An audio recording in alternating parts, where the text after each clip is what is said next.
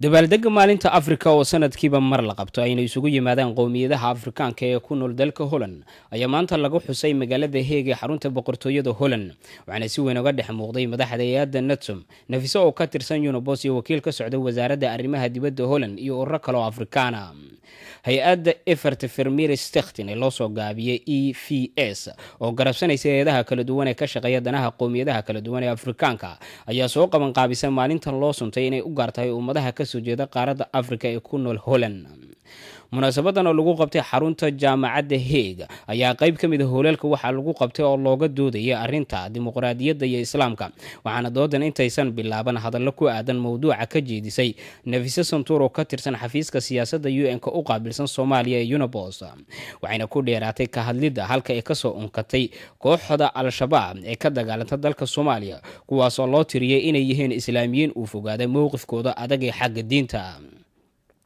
guuleed Yuusuf Axmed Khayr oo ah agaasimaha hay'adda NATOM ay soo qaban qaabisay mowduuca islaamka iyo dimuqraadiyadda ayaa ka hadlay doorka qurba joogta iyo xaalka Soomaaliya wuxuuna sheegay inay wax badan ay qaban karaan qurba joogta inkastoo Nafiso uu ku raacay halista Soomaaliya ay dhaxalsiiyeen kooxda Al-Shabaab wuxuuna tusaale u soo qaatay dhalinyaro ku dhashay oo ku koray dibadda oo dalkii dib inta ugu laabtay ka barbar dagaalamaya Al-Shabaab iyadoo xitaa ajaanib kale oo iyagu dhawaan noqday islaam ay ku biireen kooxda Al-Shabaab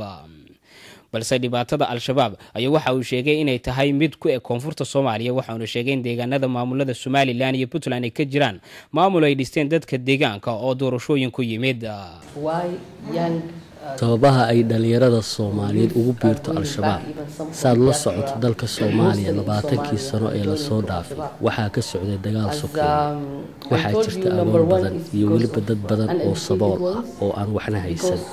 dadkan ma haystaan meel ay ka shaqaystaan Al-Shabaab mushahar bay siisaa dadka ku biira waxay siisaa cunto iyo deegaan ay ku noolaadaan waxaa sidoo kale ay Al-Shabaab ay dhalinta ku biirta u ballan qaadaan in ay gacan ka siinayaan dhanka guurka sababta kale oo dhalinyarada ugu biirto Al-Shabaab waxaa ka mid ah waxaa jira dhalinyaro ka tegay qurbaha ama dibadda oo ku biiray Al-Shabaab ma badna laakiin sababta ugu weyn oo ay ugu biireen waxay ahayd xilligii ay ciidamada gudaha u soo galeen dalka Soomaaliya sidaa daraadeedna ay doonayeen in ay dalka Soomaaliya ka xoreeyaan cadawga ku soo duulay ay u arkeen xilligaasi Ethiopia. The problem lays more in the south and the south there is Al-Shabaab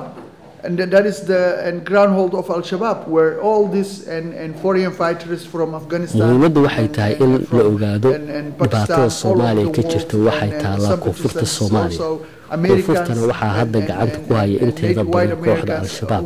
waxaana halkaasi tegay dagaalyahano badan oo ajaanib ah iyo taageerayaal kale oo ka kala tegay caalamka dhanka kale jiritaanka Somaliland iyo Puntland waa mid hoos laga soo aasaasay oo ay dadku ayagu iskood u samaysteen waxaana deegaanadaasi ka dhacay doorashooyin xor ah inta badan lama sheego horumarka deegaanadaasi ka jira dadku markay maqlaan Soomaaliya inta badan waxay u qaataan in laga hadlayo Muqdisho oo keliya sidaa maaha ee waa ka duwan tahay